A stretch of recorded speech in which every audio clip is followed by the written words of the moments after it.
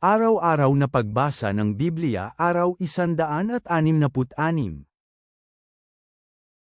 Lumang Tipan. Ikalawang Samuel Kapitulo 23 versikulo 8 hanggang 39, Ikalawang Samuel Kapitulo 24 versikulo 1 hanggang 25. Ito ang mga pangalan ng mga magigiting na kawal ni David, Jezebel na Hakmonita na naging pangulo ng mga magiting na kawal. Nakapatay siya ng 800 tao sa isang pagkakataon. Sumunod sa kanya si Eleazar na lalaking anak ni Dodo, lalaking anak ng isang Ahohita, isa sa 3 magigiting na mga tauhan ni David. Naroon siya nang nilabanan nila ang mga taga-Filisteo na sama-samang nagtipon para makipagdigmaan, at nang umurong ang mga tauhan ng Israel. Nanatili si Eleazar at nilabanan ang mga taga-Filisteo hanggang sa napagod ang kanyang kamay at nanigas ang kanyang kamay sa mahigpit na pagkakahawak sa kanyang espada. Nagdala ng tagumpay si Yahweh sa araw na iyon. Bumalik ang hukbo pagkatapos ni Eleazar para lang habaran ang mga katawan. Sumunod sa kanya si Sama na lalaking anak ni Age, isang Har-arita. Sama-samang nagtipon ang mga taga-Filisteo kung saan may bukid ng mga lentil, at tinakasan sila ng hukbo. Pero tumayo si Sama sa gitna ng bukid at ipinagtanggol ito. Napatay niya ang mga taga-Filisteo at nagdala ng isang dakilang tagumpay kay Yahweh. 3 sa 30 tauhan ang bumaba papunta kay David sa panahon ng Ani, sa kuweba ng Adullam. Nakakampo ang hukbo ng mga taga-Filisteo sa lambak ng Rephaim. Si David noon ay nasa kanyang tanggulan, isang yungib, habang nagtatag ang mga taga-Filisteo sa Bethlehem. Nagnais si David ng tubig at sinabing, kung mayroon lamang magbibigay sa akin ng tubig na maiinom mula sa balon ng Bethlehem, ang balon na nasa tarangkahan. Kaya sinira ng 3 magigiting na lalaki ang hukbo ng mga taga-Filisteo at sumalok ng tubig sa balon ng Bethlehem, ang balon na nasa tarangkahan. Kumuha sila ng tubig at dinala ito kay David, pero hindi niya ininom ito. Sa halip, ibinuhos niya ito kay Yahweh. Pagkatapos sinabi niya, huwag nawa pahintulutan, Yahweh, na inumin ko ito. Iinumin ko ba ang dugo ng mga taong nagbuwis ng kanilang mga buhay? Kaya tumanggi siyang ininumin ito. Ito ang mga bagay na ginawa ng 3 magigiting na lalaki. Si Abisai, lalaking kapatid ni Job at lalaking anak ni Zeruias, ang kapitan ng 3. Minsan na siyang nakipaglaban sa 300 kalalakihan gamit ang kanyang sibat at pinatay sila. Madalas siyang banggitin kasama ng 3 kawal. Hindi ba mas kilala siya kaysa 3 kawal? Ginawa nila siyang kapitan. Gayunman, hindi napantayan ng kanyang katanyagan ang katanyagan ng 3 pinakakilalang mga kawal. Si Benaias, mula sa Kabzeel, ay lalaking anak ni Joiada, siya ang malakas na lalaki na gumawa ng mga dakilang gawa. Pinatay niya ang 2 lalaking anak ni Ariel ng Moab. Bumaba rin siya sa loob ng isang hukay at pinatay ang leon habang nagninyebe. At pinatay niya ang isang napakalaking lalaking taga-Ehipto. May hawak na sibat ang taga-Ehipto, pero nakipaglabanan si Benaias sa kanya gamit lamang ang isang tungkod. Inagaw niya mula sa kamay ng taga-Ehipto at pinatay siya gamit ang kanyang sariling sibat. Ginawa ni Benaias anak na lalaki ni Joiada itong mga kahanga-hangang gawa, at pinangalanan siya kasama ng 3 magigiting na lalaki. Labis siyang hinangaan kaysa sa 30 kawal sa pangkalahatan, pero hindi siya labis na hinahangaan gaya ng 3 pinaamahusay na kawal. Pero ginawa siya ni David na tagapamahala ng kanyang mga tagabantay. Kasali sa 30 ang mga sumusunod na lalaki, Asahel lalaking kapatid ni Job, Elanan lalaking anak ni Dodo na mula sa Bethlehem, Sama na Horodita, Elika na Haradita, Heles na Paltita, Ira na lalaking anak ni Ekis na taga-Tiko, Abi Ezer na taga-Anatot, Mabunay na taga-Husa, Zalmon na taga-Aho, Maarai na Netofa, Helab lalaking anak ni Bana, taga-Netofa, Aitai lalaking anak ni Rabay na mula sa Gibeah ng mga lahi ni Benjamin, Benaias ang Piraton, Hidey ng mga lambak ng Gus, Abi Alba na Araba, Asmavet na Baurim, Aliyaba na taga-Salban, mga lalaking anak ni Jason, Jonathan, Sama na taga-Arer, Ahiam anak ni Sherer na taga-Arer, Eliphelet lalaking anak ni Ahasbai na taga-Maka, Eliam lalaking anak ni Ahithophel na taga-Gilo, Hezro na taga-Carmel, Paaray ang Arab. Aigal lalaking anak ni Nathan mula sa Zoba, Bani mula sa lipi ni Gad, Zelek na taga-Aman, Naharay na taga-Birot, tagadala ng baluti kay Job lalaking anak ni Zerwias, Ira na taga-Jetir, Gereb taga-Jetir, Urias ang Heteo, 37 lahat. Muling sumiklab ang galit ni Yahweh laban sa Israel at pinakilos niya si David laban sa kanila sa pagsasabi, bilangin ang Israel hanggang Juda. Pagkatapos sinabi ni David, sige, bilangin ang Israel at Juda. Sinabi ng hari kay Job na pinuno ng hukbo na kasama niya, puntahan ang lahat ng mga lipi ng Israel, mula Dan hanggang Beersheba at bilangin ang lahat ng mga tao, para malaman ko ang buong bilang ng mga kalalakihang akma para sa digmaan. Sinabi ni Job sa hari, paramihin nawa ni Yahweh ang bilang ng mga tao ng 100 ulit at makita naway makita nga mga mata ng aking Panginoon ang hari ang katuparan. Pero bakit kaya ito ang nais ng aking hari? Gayunman, tapos na ang salita ng hari laban kay Job at laban sa mga pinuno ng hukbo. Kaya umalis si Job at ang mga pinuno mula sa harapan ng hari para bilangin ang mga tao ng Israel. Tumawid sila ng Jordan at nagkampo malapit sa Aror, timog sa lungsod sa Lambak. Pagkatapos dumaan sila sa Gad patungong Jazer. Dumating sila sa Galaad at sa lupain ng Tatem Hodsi, pagkatapos sa Danjan at Paikot papuntang Siden. Narating nila ang tanggulan ng Tyro at ang lahat ng lungsod ng mga Havita at mga Kananiyo. Pagkatapos lumabas sila ng Negev sa Juda sa Beersheba. Nang malagpasan sa buong lupain, bumalik sila sa Jerusalem matapos nilang malaibat ang buong lupain pagkalipas ng 9 na buwan at 20 araw. Pagkatapos inulat ni Job sa hari ang kabuuan ng bilang ng mga lalaking nakikipaglaban. Sa Israel, mayroong 800,000 na matatapang na kalalakihang bumunot ng espada at ang mga tauhan sa Juda, 500,000 kalalakihan. Pagkatapos nagdalamhati ang puso ni David matapos niyang bilangin ang mga kalalakihan. Kaya sinabi niya kay Yahweh, nagkasala ako ng matindi sa paggawa nito. Ngayon, Yahweh, alisin mo ang pagkakasala ng iyong lingkod sapagkat kumilos ako ng may labis na kahangalan. Nang bumangon si David kinaumagahan, ang salita ni Yahweh ay dumating kay propetang Gad na tagahatid ng pangitain ni David na nagsasabing, sabihan si David, ito ang sinasabi ni Yahweh, bibigyan kita ng 3 pagpipilian, pumili ka ng isa sa mga iyon. Kaya pumunta si Gad kay David at sinabi sa kanya, 3 taon ba na taggutom ang darating sa iyo sa iyong lupain? O tatakas ka ng 3 buwan mula sa iyong mga kaaway habang hinahabol ka nila? O magkakaroon ng salot sa iyong lupain sa loob ng 3 araw. Pag-isipan mo ngayon anong sagot ang ibabalik sa kanya na nagpadala sa akin. Pagkatapos sinabi ni David kay Gad, hirap na hirap ang aking kalooban. Hayaang mahulog tayo sa kamay ni Yahweh kaysa mahulog sa mga kamay ng mga tao, napakadakila ng kanyang mga mahabaging gawa.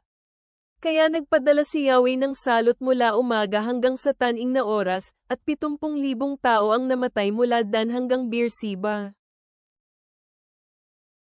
Nang inabot ng anghel ang kanyang kamay sa dako ng Jerusalem para wasakin ito, nagbago ang isip ni Yahweh tungkol sa kapahamakan, at sinabi sa anghel na pumupuksa sa mga tao, tama na. Iatras mo ngayon ang iyong kamay. Nakatayo noon ang anghel ni Yahweh sa giikan ni Arauna na Jebuso. At nakipag-usap si David kay Yahweh nang makita niya ang anghel na sumugod sa mga tao at sinabing, nagkasala ako, at labis akong nagkamali. Pero itong mga tupa, ano ang kanilang nagawa? Pakiusap, hayaang ako at ang sambahayan ng aking ama ang parusahan ng inyong kamay. Pagkatapos pumunta si Gad ng araw na iyon kay David at sinabi sa kanya, umakyat ka at gumawa ng altar para kay Yahweh sa giikan ni Arauna na Jebuso. Kaya umakyat si David gaya ng itinagubili ni Gad na gawin niya, gaya ng inutos ni Yahweh. Tumingin sa labas si Arauna at nakitang papalapit na ang hari at ang kanyang mga lingkod. Kaya lumabas si Arauna at yumukod sa hari na ang kanyang mukha ay nasa lupa. Pagkatapos sinabi ni Arauna, bakit narito ang aking Panginoon ang hari sa aking harapan, na kanyang lingkod? Sumagot si David, para bilhin ang iyong giikan, para makagawa ako ng altar para kay Yahweh, para maalis ang salot mula sa mga tao. Sinabi ni Arauna kay David, kunin mo ito bilang sa iyo, aking Panginoon ang hari. Gawin mo rito kung ano ang tama sa iyong paningin. Tingnan mo, narito ang mga lalaking baka para sa sinunog na handog at mga karyeta ng giikan at mga pamatok ng lalaking baka para panggatong. Ako, si Arauna, ibibigay ang lahat ng ito sa iyo, aking hari. Pagkatapos sinabi niya sa hari, tanggapin ka nawa ni Yahweh na iyong Diyos. Sinabi ng hari kay Arauna, hindi, pinipilit kong bilhin ito sa halaga nito. Hindi ako mag-aalay ng sinunog na handog kay Yahweh na walang halaga sa akin. Kaya binili ni David ang giikan at lalaking baka sa halagang 50 piraso ng pilak. Gumawa roon ng altar si David para kay Yahweh at naghandog doon ng mga sinunog na handog at mga handog ng pagtitipon-tipon. Kaya nasiyahan si Yahweh para sa lupain at nahinto ang salot sa Israel. Bagong Tipan, Acts 32 minuto pasado alas 9:43, Acts 10:1-23. Ngayon nangyari nga na habang si Pedro ay pumupunta sa buong rehiyon, pumunta din siya sa mga mananampalataya na naninirahan sa bayan ng Lida. Doon ay nakita niya ang isang lalaki na ang pangalan ay Eneas, na nakarete sa kanyang higa ng halos 8 taon, sapagkat siya ay paralitiko. Sinabi ni Pedro sa kanya, Eneas, si Jesu Kristo ang nagpagaling sa iyo. Tumayo ka at ayusin mo ang iyong higaan. At agad siyang tumayo. Kaya lahat ng nakakita sa Lida at Saron ay nakita ang lalaki at nagbalik loob sila sa Panginoon. Ngayon mayroon alagad sa Joppa na ang pangalan ay Tabitha, na kung isasalin ay Dorcas. Ang babaeng ito ay puno ng mga mabubuti at maawang gawa, na ginagawa niya para sa mahihirap. At nangyari nga sa mga araw na iyon na siya ay nagkasakit at namatay, nang siya ay kanilang hugasan, pinahiga siya sa kwarto sa itaas. Dahil malapit ang Lida sa Joppa, at narinig ng mga alagad na naroon si Pedro, nagsugo sila ng 2 lalaki at pumunta sa kanya.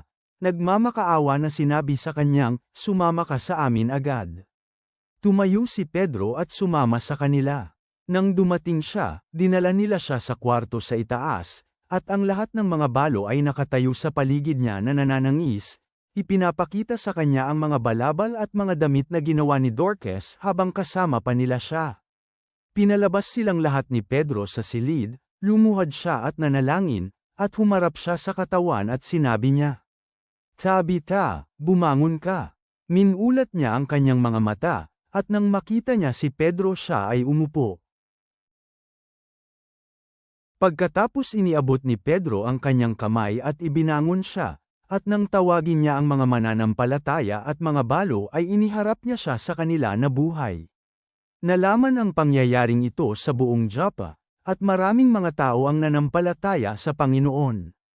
Nangyari nga na nanatili si Pedro ng maraming araw sa Joppa kasama ang lalaki na ang pangalan ay Simon, na tagapagbilad ng balat ng hayop.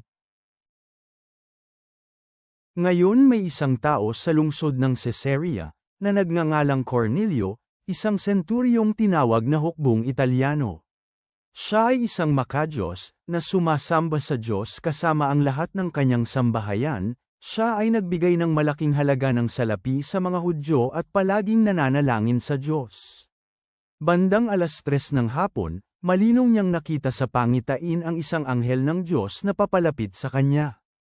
Ang sabi ng anghel sa kanya, Cornelio. Tumitig si Cornelio sa anghel at takot na sinabi, ano po yon, Ginoo? Sinabi ng anghel sa kanya, ang iyong mga panalangin at mga kaloob sa mga mahihirap ay pumaitaas bilang alaala na alay sa harapan ng Diyos. Ngayon magpadala ka ng mga lalaki sa lungsod ng Joppa upang sunduin ang lalaking nagngangalang Simon, na pinangalanan ding Pedro. Siya ay naninirahan sa bahay ng mambibilad ng balat ng hayop na si Simon, na ang bahay ay nasa tabing dagat.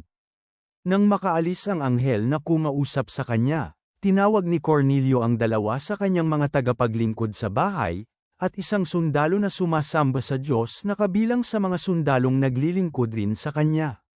Sinabi ni Cornelio sa kanila ang lahat ng nangyari at sila ay pinapante sa Joppa. Bandang tanghali kinabukasan, sa kanilang paglalakbay papalapit sa lungsod, si Pedro ay pumunta sa bubungan upang manalangin. Nagutom siya at gusto niya ng kumain, ngunit habang nagluluto ang mga tao ng pagkain, nabigyan siya ng isang pangitain. At nakita niyang bumukas ang langit at may isang sisidlan na bumababa mula sa langit, katulad ng isang malaking kumot na ipinababa sa lupa sa pamamagitan ng 4 na mga sulok nito. Naroon ang lahat na uri ng hayop na may 4 na paa, at mga bagay na gumagapang sa lupa, at mga ibon sa himpapawid. At may tinig na kumausap sa kanya, "Bumangon ka, Pedro, magkatay ka at kumain." Ngunit sinabi ni Pedro, "Hindi maaari, Panginoon, dahil ni minsan hindi ako kumain ng anumang marumi at hindi malinis." Ngunit muli niyang narinig ang tinig sa ikalawang pagkakataon, "Huwag mong ituring na marumi anuman ang nilinis na ng Diyos." Nangyari ito ng 3 beses, at agad na ibinalik sa langit ang sisidlan. Ngayon habang naguguluhan pa si Pedro tungkol sa kahulugan ng pangitaing kanyang nakita, narito, ang mga lalaki na ipinadala ni Cornelio na nakatayo sa harapan ng tarangkahan, pagkatapos nilang tanungin ang daan patungo sa tahanan. At sila ay tumawag at nagtanong kung naninirahan doon si Simon na tinatawag ding Pedro. Habang iniisip pa rin ni Pedro ang tungkol sa pangitain, sinabi ng Espiritu sa kanya, "Tingnan mo, may 3 lalaking naghahanap sa iyo. Bumangon ka at bumaba at sumama sa kanila. Huwag kang matakot na sumama sa kanila, dahil ipinadala ko sila." Kaya bumaba si Pedro at sinabi sa mga lalaki, "Ako ang hinahanap ninyo. Bakit kayo naparito?" Sinabi nila, "Ang senturyon na nagngangalang Cornelio, isang matuwid na tao at sumasamba sa Diyos, at mabuti ang sinasabi tungkol sa kanya ng lahat ng mga Hudyo sa bansa, ay sinabihan ng isang banal na anghel ng Diyos na papuntahan ka para isama ka sa kanyang bahay, upang siya ay makinig ng mensahe mula sa iyo." Kaya inanyayahan sila ni Pedro na pumasok at manatili na kasama niya. Kinabukasan bumangon siya at sumama sa kanila, at sinamahan siya ng ilang mga kapatid na taga-Joppa. Mga awit, Psalm 74:1-9. Ama naming nasa langit, kami ay lumalapit sa iyo na puno ng pasasalamat ang aming mga puso dahil sa mga halimbawa ng pananampalataya at katapangan na matatagpuan sa iyong salita. Habang kami ay nagmumuni-muni sa mga makapangyarihang gawa ng mga mandirigma ni David at sa pagbabagong buhay na kapangyarihan ng iyong Espiritu sa buhay ni Pedro at Cornelio, naway kami rin ay maging matapang upang kumilos ng may lakas ng loob sa aming sariling buhay. Tulungan mo kaming magtiwala sa iyong mga plano, kahit na kami ay makaramdam ng pagkabigo, gaya ng ipinahayag sa mga awit, at kilalanin ang iyong presensya sa aming pang-araw-araw na mga pakikisalamuha. Gabayan mo kami upang maging mga daluyan ng iyong pag-ibig at liwanag, na maghatid sa iba patungo sa iyo.